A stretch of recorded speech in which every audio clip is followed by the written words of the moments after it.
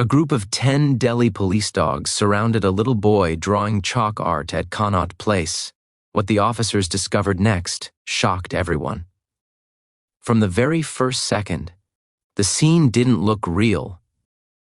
The bustling white colonial circles of Connaught Place, normally filled with hurried footsteps and impatient horns, seemed to fall eerily silent as 10 trained Delhi police dogs suddenly formed a tight ring around a single child crouched on the ground. People who had been walking to lunch froze mid-step, shop shutters half open paused, and even the pigeons on the central pillars fluttered away as if sensing a story about to unravel. A strange tension rippled outward through the crowd, a pull that made strangers step closer, whispering in confusion. The boy, no older than 6 or 7, didn't even notice the commotion. He was busy moving a tiny stick of chalk across the pavement, small hands dusty, clothes worn thin, bare feet gray with soot. And yet, there he was, calmly drawing in the middle of a perfect circle of police dogs trained for search, rescue, and crime detection, dogs who never broke discipline, who never surrounded anyone without reason. Something in that moment, the innocence of a child, the alert stillness of the dogs, the suspense that thickened the air, made it feel like the entire city was holding its breath. If you believe in kindness, second chances, and the power of small hearts to create big change, please take a moment to like, comment, share, and subscribe. It truly helps stories like this reach more souls who need them. As officers sprinted in, people braced for an announcement, a warning, perhaps even a danger no one had recognized yet. But when Inspector Jagdeep knelt beside the little boy, the truth that met his eyes dissolved every harsh assumption. The chalk drawing wasn't random. It was a portrait, a stunning, heartbreakingly detailed sketch of a German shepherd with soft eyes, alert ears, and the exact collar worn by Delhi police canine units. The resemblance was unmistakable. Even more shocking, the dog the boy had drawn had a name lightly etched beneath the portrait. Sheru.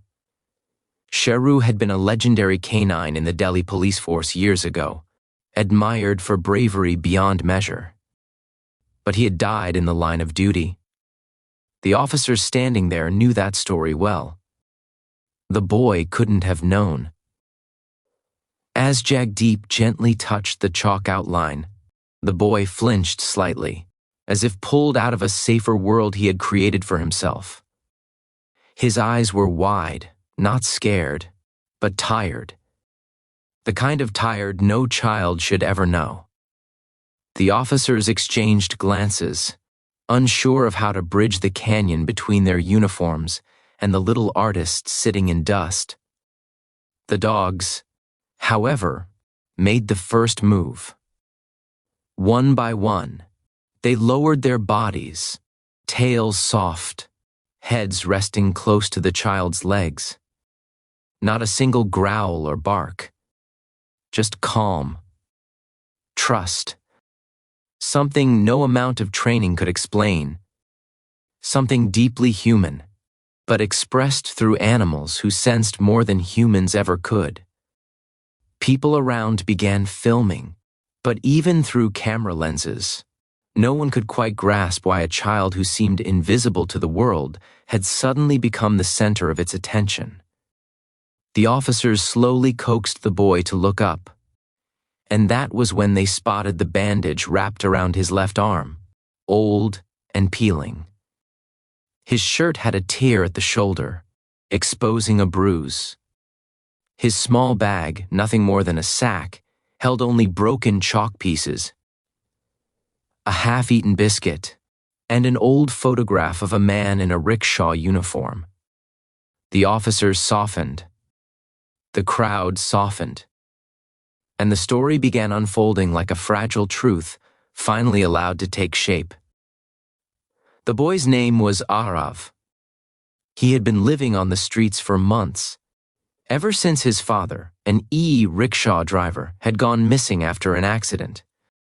With no relatives to turn to and no one searching for him, Aarav drifted through public spaces, drawing whatever gave him comfort. Chalk art had become his way of surviving. Days that were too big, too loud, and too lonely. He drew animals the most, especially dogs. He said he liked them because they look back when you look at them, something people rarely did. His chalk portraits were so detailed, so strangely precise, that even onlookers wondered how a child who had no mentor, no school, no guide could create such vision. The officers felt something shift inside them. They had seen abandoned children before, but something about Aarav's calm resilience carried a quiet gravity. Instead of fear, he radiated a strange gentleness, like someone who had learned to soothe himself in a world that had forgotten his existence. The dogs seemed to sense this too. One of them, Rudra, nudged Aarav's hand until the boy reluctantly placed his small palm on the dog's head. That simple touch felt like a doorway opening. After months of being unseen, the warmth of living beings surrounding him made Aarav's shoulders tremble slightly, though he tried to hide it. The officers eventually decided to take Aarav with them, not to a police station cell, but to the canine training center nearby. They wanted him bathed, fed, and seen by a doctor. But more than that, they wanted to understand how a child so young could produce art that carried uncanny emotional accuracy. On the ride to the center, Aarav sat quietly between two officers, clutching his bag with the broken chalks as though it was his last piece of identity. Outside the Jeep window, the city blurred, auto horns, dusty sunlight, metro pillars, endless crowds, yet for the first time in months, the fast-moving world didn't feel like it was pushing him away. At the K9 Center, the transformation was immediate. The dogs greeted him like family, forming a loose circle around him as he walked. Trainers who initially laughed in disbelief at the viral report soon stood motionless as Aarav took a piece of chalk and began sketching again, this time on a blackboard inside the training hall. He didn't speak much, but his art spoke louder than words ever could. He drew the dogs exactly as they looked, but with expressions softened by something almost spiritual. When he sketched Sharu again, one trainer dabbed his eyes, remembering the bravery of the fallen dog whose legacy lived on only in framed photographs, until this child revived him effortlessly through chalk dust. Every passing hour revealed new layers of Aarav's story. He hadn't eaten a solid meal in days, yet he insisted the dogs eat first. He was small, but whenever a dog whimpered or barked, he turned with surprising intuition, understanding whether the animal needed water, comfort, or a simple touch.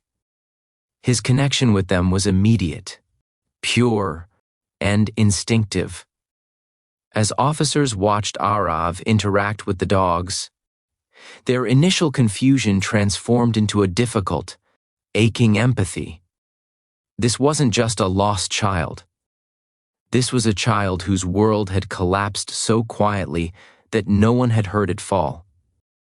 The senior officers made calls. Arrangements were discussed. But bureaucracy is slow, and the heart makes decisions faster. The team collectively agreed Aarav would not be allowed to return to the streets. Not after everything he had endured. Not after the dogs had chosen him in a way no one could explain. Until proper legal steps were taken, Aarav would stay at the